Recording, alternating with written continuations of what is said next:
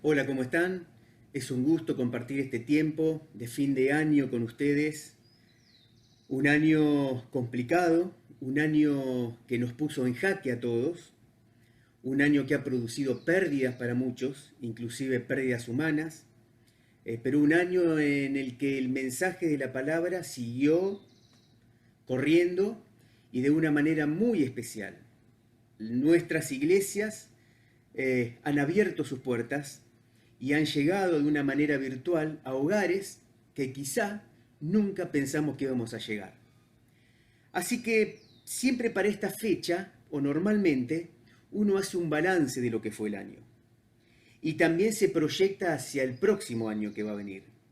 Si bien es un cambio de número nada más, y la historia sigue, pero uno tiene como un fin y un comienzo.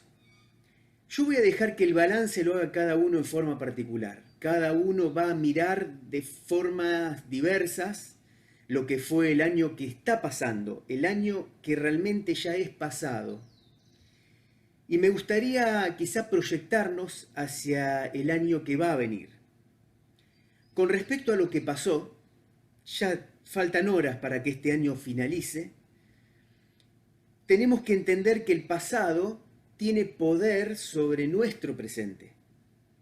El pasado tiene poder para estancarnos o para impulsarnos. Todo depende el tratamiento que yo le dé a este pasado. El año 2020 está terminando, hacemos un balance, pero en ese balance podemos determinar si este pasado nos va a estancar o nos va a impulsar. Hay un rey de Israel, el rey Ezequías, que a los 25 años, dice la Biblia, la Escritura, fue rey de Israel. Este rey, dice ahí la Biblia, Primera Reyes, que hizo lo recto ante los ojos de Jehová. Y entre las cosas que hizo, fue acomodar el presente en base al pasado. Él quitó los lugares altos,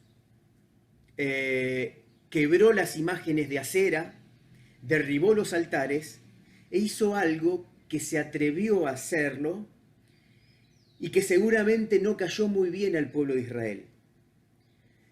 Él tomó un símbolo del pueblo de Israel, como era la serpiente de bronce que Moisés había edificado, tomó esa serpiente y la destruyó. Ahora, si ustedes recuerdan, ese era un símbolo del pueblo, era un símbolo nacional. Esa serpiente había salvado al pueblo de Israel de la muerte de las picaduras de la serpiente en el desierto. Dios le pide a Moisés que haga una serpiente de bronce y que la levantara, y cuando el pueblo de Israel era picado por las serpientes, mirando la serpiente de bronce de Moisés, eran salvos, eran salvados. La gloria del pasado estaba perjudicando y estancando en el presente al pueblo de Israel, porque lo que estaban haciendo con esta serpiente era venerarla, era adorarla, cosa que Dios no quería. Entonces este rey Ezequías, en el presente, libera al pueblo de esta opresión y la destruye, cambia el presente. Ahora fíjense, las glorias del pasado estaban estancando al pueblo en el presente. Por eso decimos, un ejemplo es este, ¿no? Que el pasado puede estancarnos, sea gloria, o sea una pesadilla, o sea un pesar, o impulsarnos. Ezequías marcó la diferencia. Lo que hizo fue liberar al pueblo del pasado para poder impulsarlos. Por eso, este año 2020, cada uno va a hacer su balance, pero puede estancarnos o puede impulsarnos. Dios quiera que el balance que hagamos nos impulse, que tomemos la experiencia, que tomemos las fuerzas, que tomemos todo lo malo que pudo haber sido y transformarlo en positivo, transformarlo en cosas buenas, para poder impulsarnos en la fe en este año que comienza. Pero lo vamos a dejar para cada uno de ustedes, ese balance. Hoy me gustaría que miremos hacia el futuro, que espiemos un poquitito el año que va a venir, el año 2021.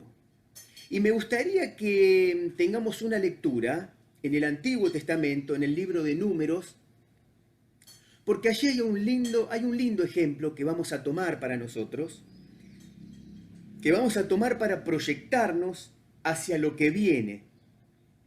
Yo no sé si ustedes recuerdan ahí, en Números capítulo 12, capítulo 13, el pueblo de Israel había sido liberado de la opresión de los egipcios por mano de Moisés.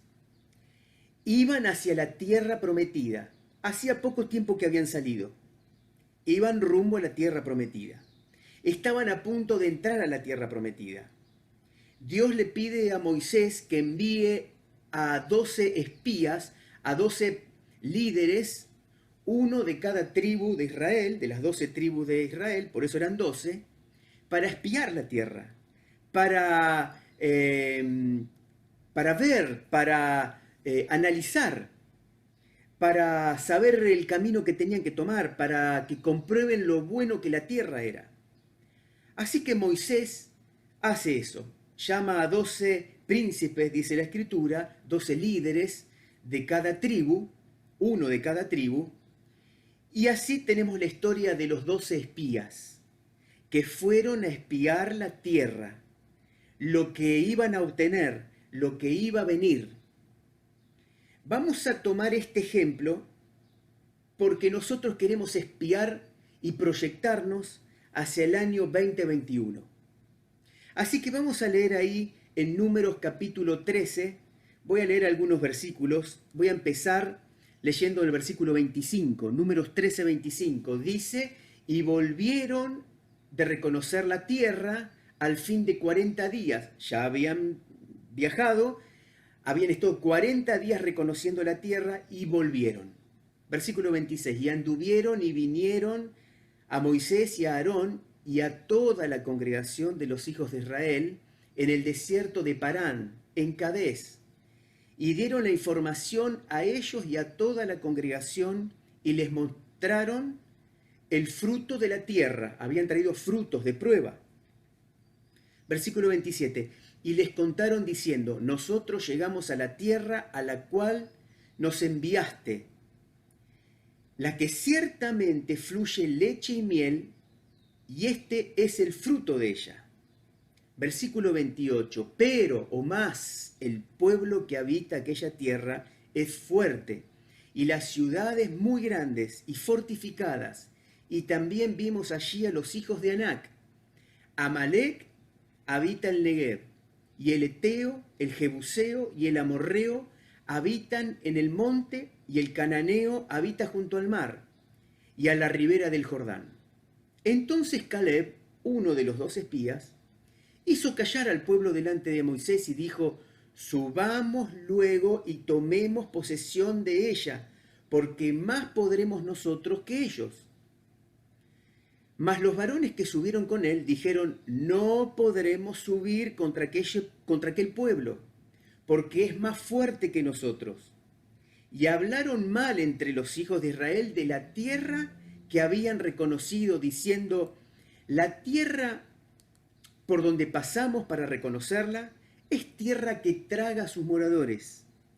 Y todo el pueblo que vimos en medio de ella son hombres de grande estatura.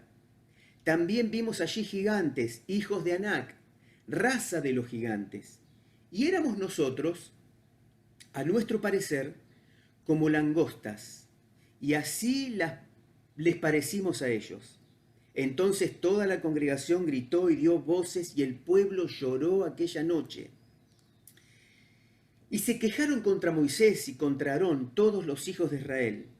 Y les dijo toda la multitud, ojalá muriéramos en la tierra de Egipto, o en este desierto, ojalá muriéramos.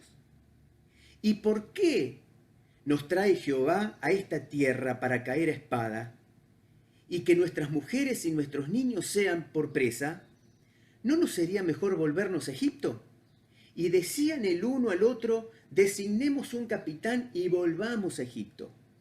Entonces Moisés y Aarón se postraron sobre sus rostros delante de toda la multitud de la congregación de los hijos de Israel, y Josué, hijo de Num, y Caleb, hijo de Jefone, que eran de los que habían reconocido la tierra, rompieron sus vestidos. Y hablaron a toda la congregación de los hijos de Israel, diciendo: la tierra por donde pasamos para reconocerla es tierra en gran manera buena. Si Jehová se agradare de nosotros, Él nos llevará a esa tierra y nos la entregará, tierra que fluye leche y miel. Por tanto, no seáis rebeldes contra Jehová, ni temáis al pueblo de esta tierra, porque nosotros los comeremos como pan. Su amparo se ha apartado de ellos, y con nosotros está Jehová. No los temáis. Entonces toda la multitud habló de apedrearlos. Acá está el pueblo de Israel espiando lo que iban a obtener, espiando lo que Dios les había prometido. Pero hay dos miradas. Hay una mirada horizontal y hay una mirada vertical. 10 de 12 tuvieron una mirada solamente horizontal. 2 de 12 tuvieron una mirada vertical. ¿Qué vieron? ¿Cosas diferentes? No. Estaban mirando una misma realidad. Estaban viendo el mismo desafío. Estaban viendo el mismo problema, el mismo reto. Pero 2 tuvieron una mirada vertical. 10 tuvieron una mirada solamente horizontal. Ahora miren, frente a los desafíos, frente a las dificultades, frente a las situaciones extremas, uno puede tener una mirada solamente horizontal, es decir, una mirada que va un poco más allá de nuestras narices, o puede tener una mirada vertical, una mirada que se eleva hacia el cielo, una mirada que recuerda que Dios es Dios grande. Cuando miramos el año que va a venir, que ya falta poco para que empiece, podemos tener una de estas dos miradas. Podemos ver los desafíos como grandes problemas o podemos ver los desafíos como cosas a las cuales vamos a enfrentar y vamos a conquistar. Ahora, cada una de estas miradas tiene consecuencias. Mi mirada, mi visión de la situación va a producir una actitud y esa actitud va a producir una consecuencia. ¿Saben cuál fue la consecuencia de tener una mirada solamente horizontal, llena de temor, llena de desconcierto por lo que estaban viendo? La consecuencia fue vagar 40 años por el desierto. Y no solamente eso, sino que la consecuencia también fue morir en el desierto, porque ninguno de esos 10 príncipes, líderes, que dijeron no podemos entrar, y ninguno de los que creyeron entró a la tierra prometida, murieron en el desierto. De estos 12, solamente 2 entraron a la tierra prometida, Josué y Caleb, los que miraron y tuvieron una visión correcta de la situación, tuvieron una visión vertical, confiaron en el Dios que los mandaba a conquistar esa tierra. Nuestra mirada va a tener consecuencias. Ahora, fíjense las consecuencias que produce tener una mirada solamente horizontal. En primer lugar, produce desilusión. 14:1 dice: el pueblo gritó, dio voces y lloró. Cuando estos líderes dijeron no podemos entrar a la tierra, el pueblo se desilusionó. Lloró toda la noche, dice. Pero también el pueblo se quejó. Números 14:2 dice: se quejaron contra Moisés y Aarón, porque son los que los habían llevado hasta allí. Tener una mirada horizontal, una visión parcial y no vertical, va a producir queja en el pueblo. Va a producir depresión también, porque en ese capítulo 14, versículo 2 dice, ojalá muriéramos, estaban dispuestos a morirse. Va a producir confusión. 14.3, Jehová nos trae a esta tierra para caer a espada. Nos trae para caer a espada. Estaban confundidos por una visión horizontal. También produce retroceso. 14.4 dice, volvámonos a Egipto, volvámonos, allá estábamos mejor. También produce rebeldía. 14.9 dice, no seáis rebeldes contra Jehová. Fíjense todo lo que produce tener una visión horizontal, una visión que no considera, que no recuerda quién es Dios. Estamos por expiar el año 2021.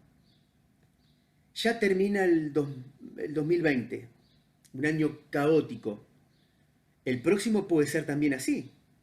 Pero ¿cómo lo vamos a ver? ¿Qué mirada vamos a tener de este nuevo desafío que empieza en poco tiempo? La pregunta es, quizá, para todos nosotros, ¿qué vieron Josué y Caleb? Porque exactamente vieron lo mismo que los otros 10.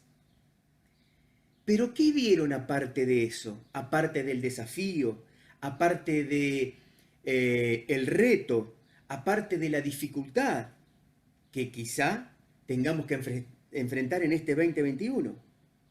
Yo no sé con qué gigantes nos vamos a encontrar en este nuevo año, pero lo que sí sé que Josué y Caleb, en primer lugar, vieron la promesa de Dios.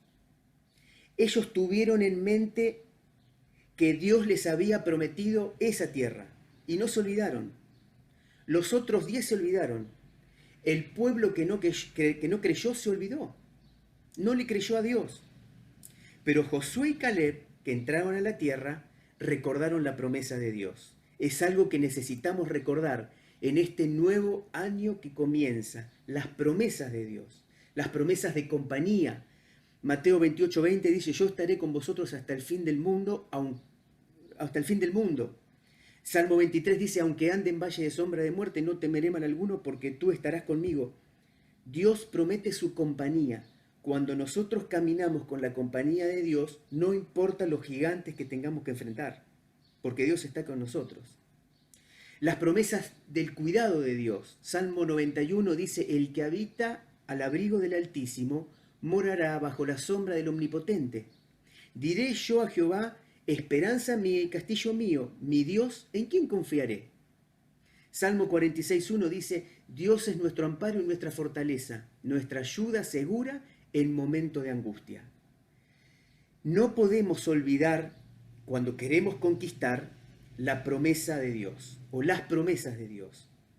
Las promesas en cuanto a su provisión. Salmo 34.10, los leoncillos pasarán necesidad y tienen hambre, mas los que buscan al Señor no carecerán de bien alguno. ¿Se dan cuenta? Josué y Caleb miraron las promesas de Dios. En segundo lugar, miraron el poder de Dios. Me gusta una frase que ellos dicen. Los 10, ¿no? Ellos se ven al lado de estos gigantes y dicen, éramos a nuestro parecer como langostas al lado de ellos.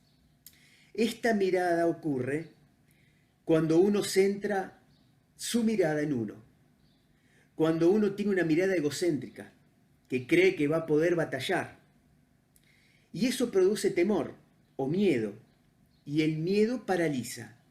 Sin embargo, lo que miró Josué y Caleb fue el poder de Dios. No miraron su poder, no miraron sus fuerzas. Cuando David, años después, enfrenta a Goliat, un descendiente de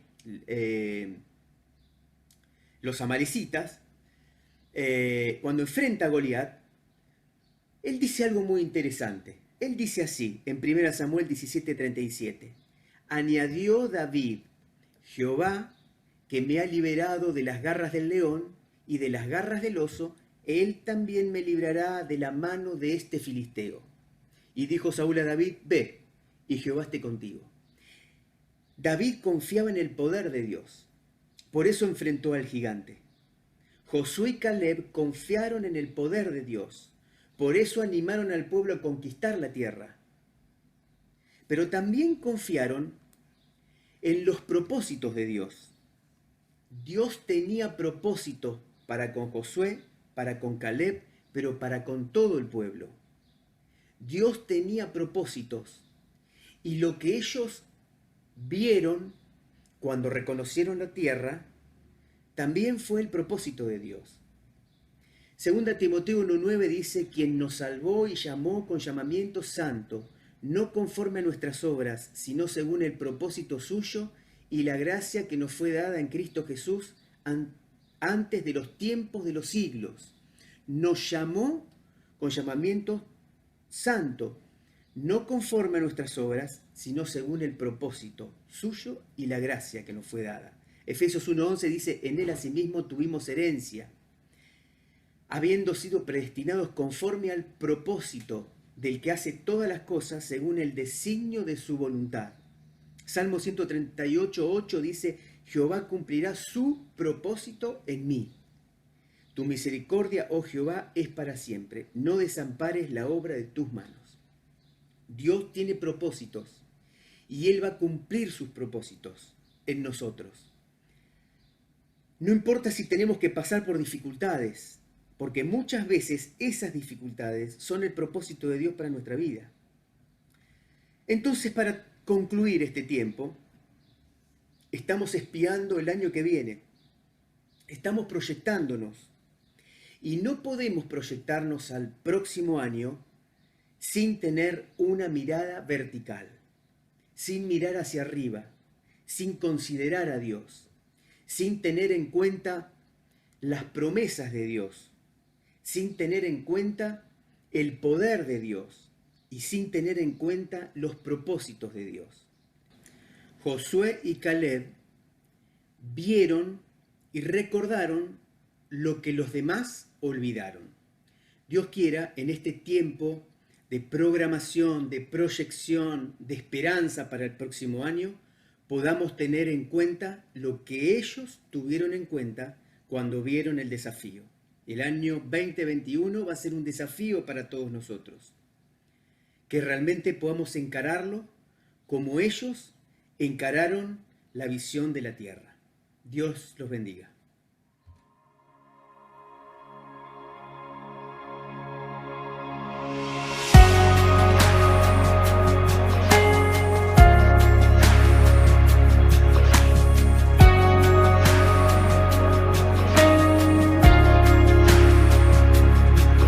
Consuelo para el corazón que llora, el aliento cuando ya no queda más, la esperanza del futuro que se acerca, la confianza de que todo pasará, el consuelo para el corazón que llora, el aliento cuando ya no queda más, la esperanza del futuro que se acerca, la confianza de que todo pasará. Mi ancla firme está, temeré, sé que tú conmigo estás. Me aferro a tu bondad y en el dolor me recuerdas la verdad. Tu amor a mí me sostendrá.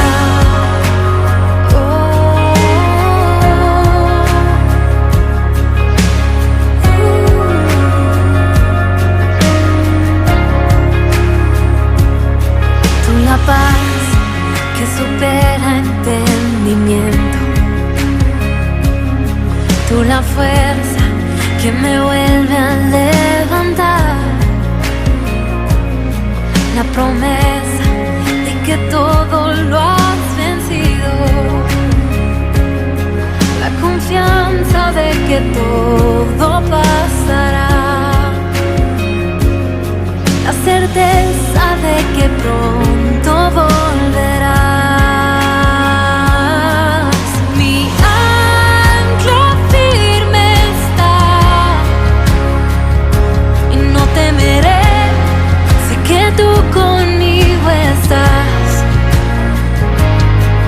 Me aferro a tu bondad,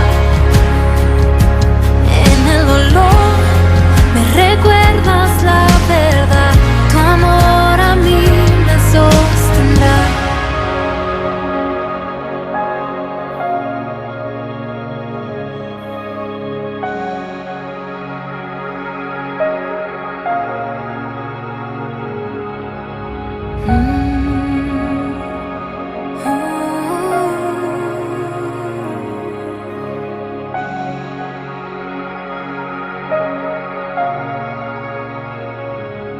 En el valle de tinieblas vas frente de mí, voy camino en la tormenta mirándote a ti. En el valle de tinieblas